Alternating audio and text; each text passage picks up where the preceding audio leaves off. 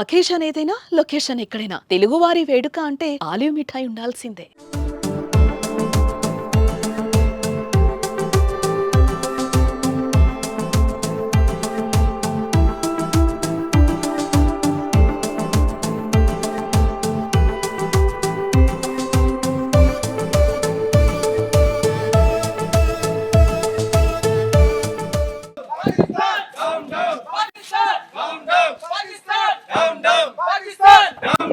పహల్గాంలో జరిగిన తీవ్రవాదుల దాడి పట్ల దేశం మొత్తం కూడా తీవ్రంగా దాన్ని ఆ ఇష్యూని చూస్తోంది. మరోవైపు మసీదుల్లో కూడా ఓ పక్క నుంచి ఖచ్చితంగా పాకిస్తాన్ తీవ్రవాదాన్ని నశించాలంటూ కూడా విజయవాడలో కొన్ని మసీదుల్లో అయితే ఇవాళ నమాజ్ చేసేటప్పుడు నల్లబట్టలు కట్టుకుని కూడా వాళ్ళు కూడా ముస్లిమ్స్ కూడా నిరసన తెలియజేయడం జరుగుతుంది. ప్రస్తుతం నేను విజయవాడ లబ్బిపేట మసీద్ దగ్గర ఉన్నాను. ప్రస్తుతం వెనకాల చూడొచ్చు మొత్తం అంతా కూడా ముస్లిం సోదరులందరూ కూడా బ్లాక్ రిబ్బన్లు కట్టుకుని సంఘీభావం తెలియజేస్తున్నారు.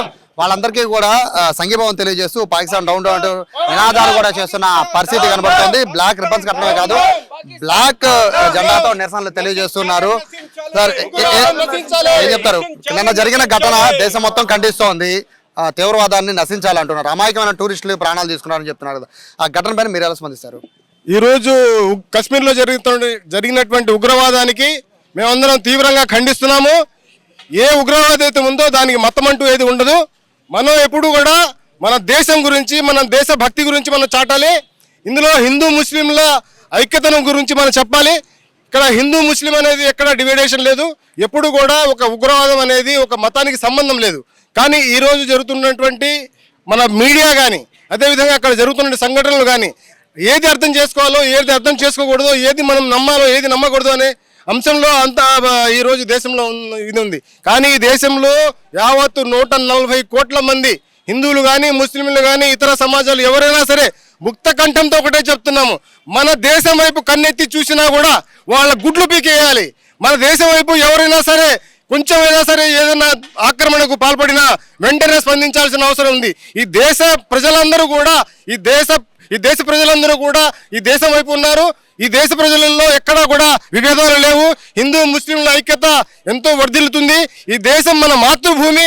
ఈ మాతృభూమికి అవసరమైనప్పుడు మన ప్రాణాలైనా అర్పించడానికి సిద్ధంగా ఉన్నాము. ఈ రోజు ఏది జరిగినా ముస్లింలు ఈ ప్రభుత్వం వెంట ఉంటారు. ఈ ప్రభుత్వం ఇప్పుడు ఏది చర్య తీసుకున్నా దానికి మేము పూర్తి మద్దతు ఇస్తాము. అదేవిధంగా మా పోరాటం చేయడానికి కూడా సిద్ధము, ప్రాణాలు అర్పించడానికైనా సిద్ధం. మీరు చెప్పండి, నిన్న జరిగిన ఘటనలో చూస్తుంటే ముస్లింతరుల్ని అంటే వాళ్ళు మినహాయించి మిగతా వాళ్ళందరినీ పేరు పెట్టి చంపేశారని చెప్పి బాధితులు కూడా చెప్తున్నారు కదా. అంటే అట్లా తీవ్రవాదం ఆ రేంజ్ లో పెరుగుతుంది కదా, దాన్ని నిర్మూలించండి ఏం చేయాలి?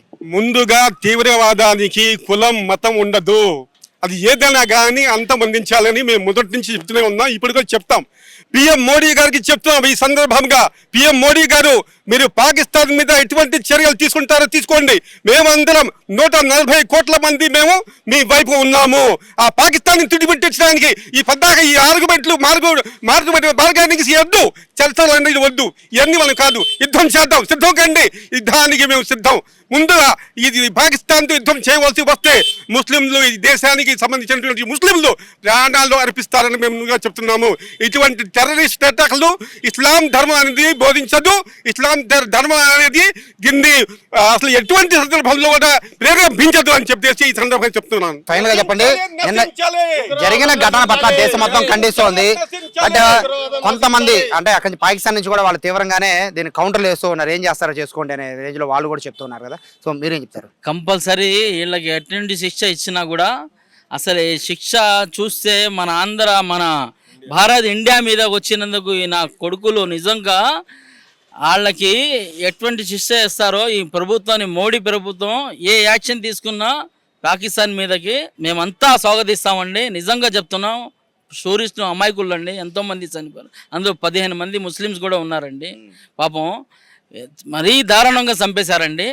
డామ్ పాకిస్తాన్ అండి. నిజంగా చెప్తున్నాం, అసలు నిజంగా ఎంత బాధ కలిగించిందంటే టూరిస్టుల మీద ప్రాణం ఎంత ఇది వెళ్తే మరీ దారుణం అండి. నిజంగా ఇండియా పవర్ ఏంటో నరేంద్ర మోడీ కంపల్సరీ చూపిస్తాడండి. వీళ్ళకి సమాధానం కంపల్సరీ పాకిస్తాన్ వాళ్ళకి ఇస్తారండి సమాధానం. సో ఏది ఎట్లా ఉన్నా కూడా తీవ్రవాదం అయితే ఖచ్చితంగా నశించాలి అనేది అయితే ఇక్కడున్న ముస్లిం సోదరులందరూ కూడా చెప్తున్నారు. దీని పట్ల అయితే ఒకవేళ ఏదన్నా యుద్ధం వచ్చిన పరిస్థితులు ఉంటే మేము ముందుండి అవసరమైతే దేశం కోసం పోరాడతామని కూడా ఇక్కడున్న ముస్లిం సోదరులు చెప్తున్నారు. కెమెరా పర్సన్ కృష్ణతో సాయి, సుమన్ టీవీ, విజయవాడ నుంచి.